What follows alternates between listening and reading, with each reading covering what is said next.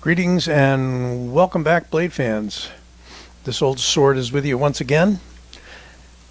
Today, taking a chance on revisiting a blade that I reviewed about a year and a half ago, something like that. This was one of, if not the first knife that I reviewed back when I restarted activity on my channel. My channel goes back actually 12 years, where I was doing some traditional Filipino weapons, sword reviews and cutting demos and stuff like that. You can find those videos still out there. Some of them have gotten like, I don't know, 90,000 views. Just shows you what happens if you leave something up there long enough, right? Anyway, we have a pretty good interest from the Filipino martial arts community.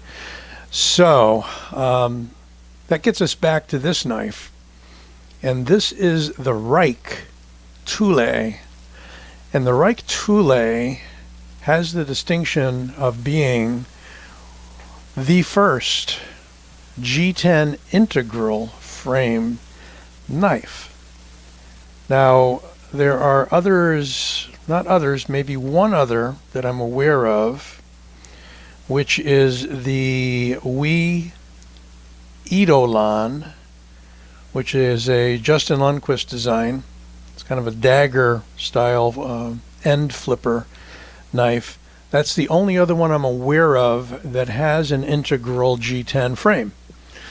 So it's real interesting what they have to do in order to come up with an integral frame. And by the way, it makes this feather light, and we're going to weigh it in a moment. So you can check out that original review, but I'm kind of giving it some a little more attention now that I've reviewed a whole lot of other knives, and I'm coming up on 500 videos. I'll let you know when that happens. And I've hit 2,500 subscribers. So those are good things, reassuring, and makes me feel good, and makes me feel like continuing the content, since you all like it, or most of you do. So this has inlays, and this came in a few different forms. There's a carbon fiber inlay one, there's a red inlay one, there's like an orange inlay one, kind of a neat where they don't use the G10 here, black. They use like a red black combo. I forget. I checked around, and you can still get one model of these on Knife Center. They are out there on eBay from some sellers, and I think there was one model available on White Mountain. I'm not sure, but I'll put some links out there in the description by the time you see this video. Has an interesting clack when it opens. Let's see if I can demo that for you. I'm going to put it near the mic. It's a very sharp, almost hollow sound coming out of this solid G10 frame. Now you can see that the liner lock is like a bar that is attached right there. And this is a solid block of steel that goes through the knife that's inserted in order to create the pivot and get all that mechanism there. What looks like it should be a switchable clip is not. That's an anchor that goes through to hold those screws. So essentially what we've got here, unfortunately for lefties, is a right hand only tip-up carry. You have a drop point blade that is nicely bead blasted. It is 154 cm. And, minimal branding. There's Tulay. Rike likes to use script, and sometimes you can't even read what it is, but this does say 154 cm, and it's got a number there. And that number says number 32. I did get this early on, and at the time the only one I could get my hands on was the OD green inserts. So the some of the other ones are maybe a little more attractive. It's smooth, it's on bearings, has a great snappy action to it. It's a fidget friendly knife. It has the rounded flipper tab that's jimped, that is very secure. You can push button it. You can light switch it. Get a little more distance here. And it is light. So let's do some quick measurements once again, in case I got them wrong the first time. So you've got 8 3/4 inches, and the clip actually extends ever so slightly beyond the pommel. The blade is like 3 3/4, so it's not a small knife, it's a large knife. Some of the other dimensions: 0.56 inches on the handle, and relatively modest blade stock. We'll call it 3 millimeters. So with a grind fairly high in the swedge on the top, it is a fairly slicey knife, and it's out of a decent steel, with 154 cm being the one that everybody was using before S35 and S30V came out a number of years ago. Now, here is the spec that I've been waiting to show you, and I don't even remember what it is. But here we go. 3.5 ounces, 3.525. So we got almost a 4-inch blade, well under 4 ounces. Believe me, this guy is light. It is rigid and very solid. Nothing is moving in here, no matter how hard I squeeze. It's just a cool knife, and you know, it's so much different than so many others. In fact, Rike likes to make different knives. Size comparison. Here is the Ontario Rat 1.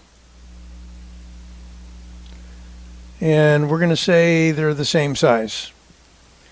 It's got about the same size blade, yep. We're going to call it the same size as the Rat 1. And how about Benchmade Griptilian? Griptilian's definitely a smaller knife, particularly when we accurize the perspective here a little bit. You can see how much more handle you've got sticking out there. You can see you've got a longer blade. So definitely a longer knife, about the same height as the Griptilian. Ergos, well, we got some very good effective jimping there. It's not the most aggressive I've run across, but it certainly is grabby.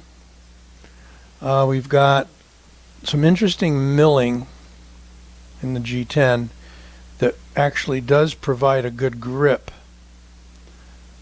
up front and towards the pommel. I mean, that's cut in deep enough to where there's no slippage on that. Now here's the thing, should have shown you right away, but if you look at the back of that handle, there is no seam. It is one solid piece of G10.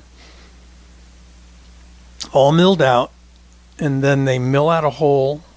I'm not 100% sure of the production process. Mill out a hole here for this pivot anchor, which is, again, looks like just a thin plate, but it's a solid piece that goes all the way through and attaches to the other side. It drops out like one whole chunk. And I've seen other reviewers actually take it apart. I have not. I tend to take knives apart, not so much for interest as to remedy any problems with them. And this has been perfect since day one. Probably a little dry even. Probably use a little oil. I doubt that I ever oiled it, but you can hear that thunk when it closes up. Again, action is great. Getting back to the ergos, we've got enough of a one large cutout here for 2 fingers. If your hand gets much larger than mine, it might be a little bit compromised, but all in all, you've got a relatively neutral tapered handle and enough room for all your fingers. Just fine for point down, edge out, not so much for edge in. You got a built-in guard from that flipper tab that is an absolute stop for that index finger, which is an important thing. You can choke up a little bit here, but it's really more of a sharpening choil than a finger choil. T8 there, and I believe we have T8s that anchor the liner lock in as well. Liner lock, I believe, is steel. Yep, liner is steel, and again, that's the only place you're going to see it, is right there. Everything else is G10 in that handle.